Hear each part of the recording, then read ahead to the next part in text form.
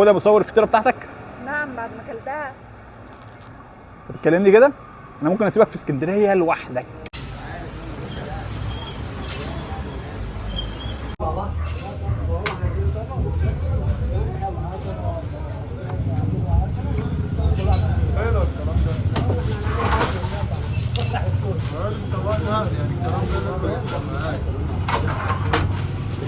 دقيقة واحدة دقيقة واحدة. سالم هتقول دقيقة واحدة.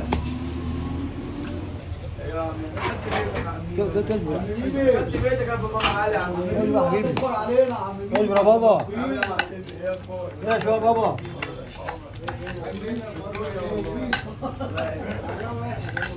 الله يستر معاك. ايه شو يا حبيبي. ايام العربية يا عم مين؟ ايه ده يا بابا. هنجرب نجمه اللبان، واحلى ناس من اسكندريه هيقولوا لنا رايهم بقى، اول مره يجربوا. انا اول مرة اجرب. خش يا باشا. الراجل ده عايز يقول كلمه. الصراحة عايز اقول كلمة، عايز اقول رأيي. يا الراجل ده باظ. حلو. باظ. ده باظ. جوسي قوي. صح. جوسي. ارخص واجمد فطيره في اسكندريه، اهل اسكندريه نفسهم ما يعرفوش المكان ده. فتعالى بقى كده، نجمه اللبان في اللبان بيعمل لك فطيره الكاستر بكام يا باشا؟ ب 7 جنيه ونص. يعني انا اتفاجئت من السعر. فانا جبت 2 هم حطهم لي على بعض. بيطلعها من الفرن، بتاخد سكر، بتاخد سمنه بلدي، وبتاخد شويه لبن. فقرب بقى كده، بص بقى، بص. تعال نقول بسم الله، ودي اجمل لحظه انا بحبها.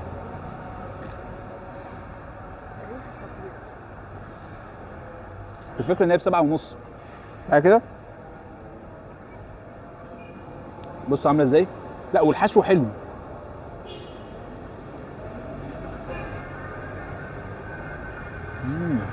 انا صورته وهو شغال اساسا، راجل زي العسل، عسليه والله. دي نجمه اللبان في اللبان. كده احط لك اللوكيشن تحت. فكره ان حاجه ب7 جنيه اساسا في الزمن اللي احنا فيه ده جامده قوي. مصور تعالى خد. هوب افتح بقك يا مصور. افتح بقك لما تقولها في بقك. ما هي جبت 2، واحده ليك واحده ليا، بس انا مش عارف انا باكل بتاعت مين.